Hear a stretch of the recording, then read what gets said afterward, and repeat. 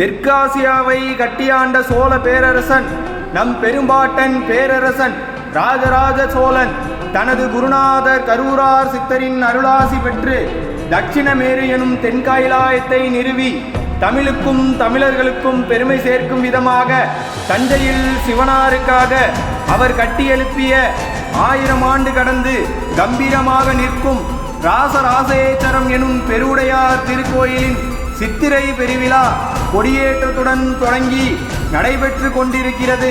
தினமும் மாலை சுவாமி திருவீதி உலாவும் நடைபெற்று கொண்டிருக்கிறது.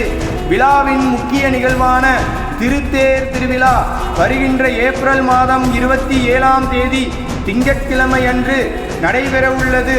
அனைவரும் கலந்து கொண்டு திருவருளை பெற வேண்டுமாய் தஞ்சை சிவபூத கணங்கள் சார்பாக கேட்டுக்கொள்கிறோம்.